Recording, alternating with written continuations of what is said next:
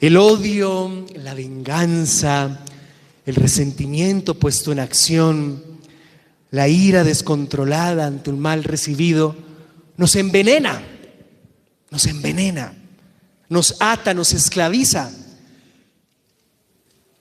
Las religiones, la sabiduría popular, la filosofía ha evidenciado esto, y nosotros encontramos en nuestra fuente de inspiración, en la Biblia, muchas partes donde se nos avisa del gran mal que nos hacemos en primera persona cuando dejamos que esas emociones iniciales se petrifiquen en nosotros, se conviertan ya en estados de ánimo, estados de venganza, de rabia, de odio.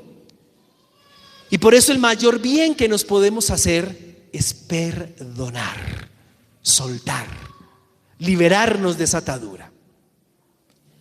Un programa que seguramente muchos vimos y en algunos canales seguirán dando de vez en cuando, El Chavo del Ocho, cuando de repente el Chavo hacía sus travesuras y le hacía alguna pequeña maldad sin querer a Kiko, y Kiko inflaba sus cachetes y se enojaba.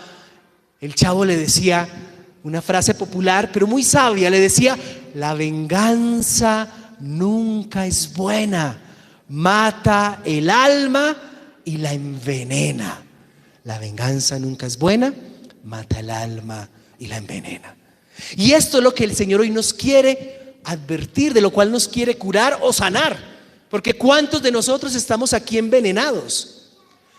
Y esto la misma ciencia, la neurociencia, la medicina, con todos los avances que tenemos ahora, esto que eran refranes populares lo ha comprobado. Una persona cargada de odio, de resentimiento, de rabia, está cargada de unas moléculas que en exceso nos hacen mucho daño. Por ejemplo, el cortisol, que nos inflama. Y cuando estamos inflamados nos llenamos de enfermedades, de tumores, nos envenenamos en nuestro cuerpo.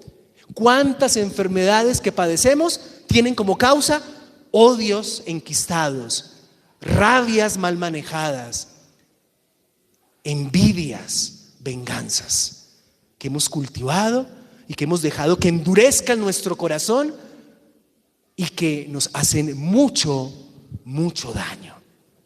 Por eso hoy el Señor, ante la pregunta de Pedro: Señor, ¿cuántas veces hay que perdonar? Y Pedro se lanza y le dice: hasta 7 veces. En la literatura antigua de la época de Jesús, los rabinos, es decir, los maestros que explicaban las escrituras, ellos decían que había que perdonar una ofensa 3 veces, que era como suficiente, y eso enseñaban.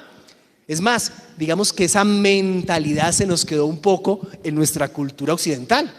Y recordemos, cuando alguien nos hace algo, ya va la primera, ya se lo dije, ya va la segunda, ya se lo dije, ya la tercera, y ahí tome el rejo, porque ya se lo dije 3 veces.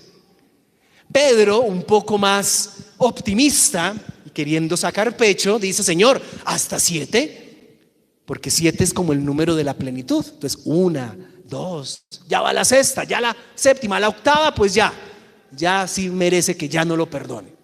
Y Jesús le dice: no, Pedro, no te digo hasta 7, sino hasta ¿cuántas? 70 veces 7. Y veamos aquí los matemáticos: 7 por 70, ¿cuánto da? Bien, 490. Es decir, a partir de hoy todos se compran un cuaderno cuadriculado, pongan el nombre de los que le sacan la rabia, de los que le hicieron un mal, y empiecen a contar. Ya va en la 195. A ver, querido hijo, ya va en la 489, le queda una. Pues no, el Señor no pidió eso, obviamente. No pidió que vayamos llevando un registro matemático con cada persona del trabajo, de la casa y de la calle, a ver si ya cumplió las 491 y entonces ya sí puedo vengarme, ya sí puedo dejar que mi rabia y mi odio actúen contra esa persona. No, el mensaje de Jesús es: mira, Pedro, tú me dijiste el número 7 como plenitud, yo te lo elevo, te lo multiplico por 70, pero no para un lenguaje matemático de cálculo, sino para que siempre te des el regalo a ti de perdonar. Puede ser que la otra persona no lo reciba y no lo aproveche, y tampoco tienes que estar esclavizado a esa persona. O tienes que cambiar esa relación o dejar ese ambiente. Sí, pero es que eres tú el que te das el regalo cuando perdonas, cuando sueltas, cuando te liberas. Eres tú el que te desintoxicas. Porque cuando preparas la pócima de la venganza, de la rabia, del odio, porque eso nos brota a todos ante una injusticia, lo primero que viene es la sensación, las emociones de la rabia, las emociones del disgusto, y eso nos pasa a todos. Pero ¿qué hacemos con esas emociones iniciales? Empezamos a preparar la pócima y empezamos a añadirle ingredientes con el objetivo de que se lo tome la otra persona, la que me hizo la maldad. Pero lo más ridículo es que yo soy el que me la tomo primero, y soy yo el que me intoxico primero, y soy yo el que me bloqueo primero, en mi mente, en mi espíritu y en mi cuerpo. Y soy yo el que me enfermo cuando no sé perdonar. Y por eso el Señor hoy nos dice: libérate de eso. Y cuenta una anécdota, una parábola con unas exageraciones. Un rey al que le debían 10,000 talentos. Eso en esa época era una cifra exorbitante, exorbitante, que si la quisiéramos traducir ahora sin exagerar serían cientos de millones. Es una cifra muy grande, 10,000 talentos. Y dice que a ese hombre que le debía 10,000 talentos le perdonó porque se compadeció. El rey se compadeció. En cambio, a este señor al cual le perdonaron la deuda, ve un compañero, no alguien superior a él, un compañero de la misma línea, y le debía, hoy diríamos, un salario mínimo. Y llega y lo coge del cuello hasta estrangularlo y págame lo que me debes. No tuvo compasión de esa persona. Y es aquí donde entramos en las claves para entender qué es perdonar. Hay gente que dice: Padre, yo perdono, pero no olvido, no logro olvidar, y piensa que no ha perdonado. El perdón no es igual a olvidar. Para poder olvidar hay que tener o Alzheimer o una enfermedad que bloquee las neuronas del recuerdo. De verdad, siempre vamos a recordar. El problema no es recordar lo que me pasó o lo que me hicieron, es cómo lo recuerdo, cómo lo vuelvo a interpretar en el presente. Se ha hecho un estudio científico y se ha comprobado que todo lo que nosotros recordamos, cualquier evento, siempre le añadimos o le cambiamos algo. Siempre. Nunca recordamos nada 100% tal cual fue. Al traer ese evento del pasado en nuestro cerebro por ahí guardado al presente, le estamos añadiendo algo del presente, de las emociones que estamos viviendo, de las etapas que hemos transcurrido. Siempre le añadimos, siempre. Esto es muy importante. ¿Por qué? Porque la clave está en cómo yo, con compasión, por eso la palabra que aparece varias veces, reinterpreto lo que me pasó, lo que me hicieron. Porque si yo lo recuerdo y a esa primera chispa que me nace de rabia, de disgusto, le echo más combustible, le echo más rabia, le añado más experiencia negativa, claro, la hoguera crece. Y entonces me intoxico, me quemo, me ato, cierro mi corazón. Y si lo sigo haciendo y repitiendo, termino por enquistar ese odio en mí, que después saldrá de muchas maneras. Saldrá en mi forma de ser a veces tosca, violenta, que no aguanta nada, que de todo se queja, que de todo protesta. O saldrá con mi violencia física, o saldrá con mi venganza puesta en actos. Pero si ante ese primer chispazo que viene en mí cuando recuerdo y viene a mi memoria por cualquier motivo esa situación de dificultad, yo lo que hago es cogerme de la oración, que es como un extintor, y cambiar esa llama por esa paz de decir: Señor, yo oro por esta persona, aunque no me nazca orar por ella, yo oro. Ya ahí empecé el proceso de un auténtico perdón.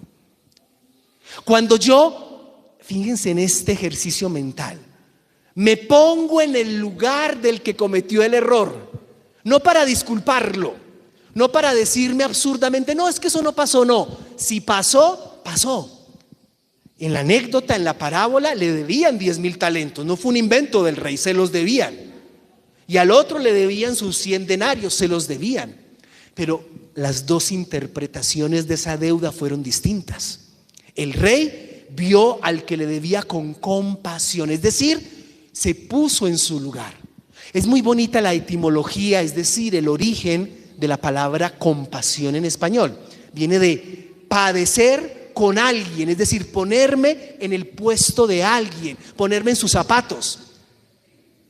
¿Cuántas veces la gente en sus errores, que hay que corregir, lo veíamos la semana pasada, y no tanto castigar, han cometido esos errores ellos también a su vez por falta de amor, porque nadie los acogió, nadie les enseñó, por las circunstancias difíciles que vivieron? Y uno se pregunta, si yo estuviera en ese mismo lugar, con esas mismas circunstancias, con lo mismo que esa persona padeció, seguramente haría lo mismo que ella hizo o que ella me hizo, seguramente. Eso no está ocultando el error, porque merece una corrección y un cambio, pero sí me estoy poniendo en el lugar del otro. Fíjense, el rey, que era superior al que le debía, se abajó, se puso en el lugar. En cambio, el compañero que fue a reclamarle al otro no se puso en el lugar, se puso por encima de él. Como tú me debes, yo me pongo por encima de ti. Y como tú me debes, yo tengo el derecho de aplastarte con mi odio, con mi rabia y con mi venganza, porque estoy por encima de ti. Y ahí está el error. Ninguno de nosotros estamos por encima de nadie, ni por debajo de nadie.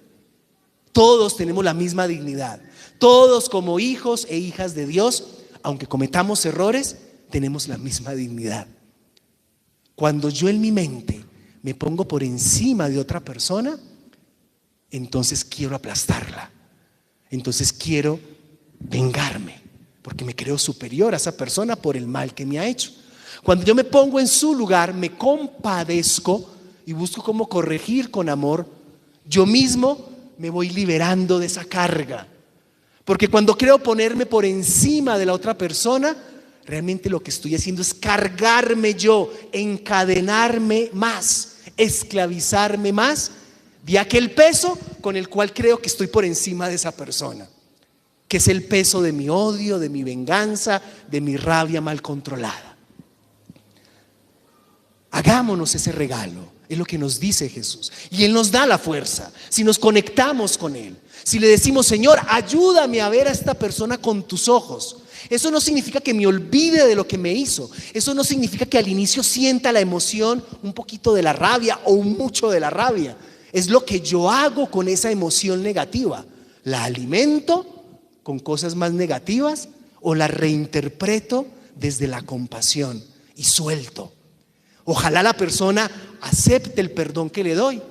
Si no lo acepta, ya ella la pongo y la dejo en manos de Dios. Pero yo me liberé, yo dejé atrás esa carga, yo solté ese peso, yo me desintoxiqué, yo no me tomé la pócima, el veneno del odio, de la rabia, del resentimiento. Esto es lo que el Señor nos invita. Escuchémoslo, escuchémoslo, porque padecemos mucho de esto, en cosas grandes y pequeñas. Somos intolerantes con los pequeños errores cotidianos y nos llenamos de rabia, peleamos por bobadas en el hogar, en la calle, siempre rencorosos, siempre con gritos, siempre estresados. Nos hacemos un daño terrible a nuestra mente y a nuestra salud. Y Jesús nos dice: libérate, déjate sanar, suelta eso. Empieza orando por aquella persona que te hizo el mal. Reinterpreta su error desde tu oración compasiva. Ponte en su lugar para levantar al caído con la mano del Señor.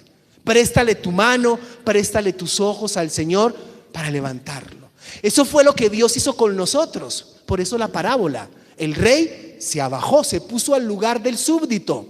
El Creador se hizo hombre para enseñarnos cómo mirarnos a todos como hermanos, sin distinción de raza, de credo, de condición social y de errores humanos, sin distinción de errores humanos.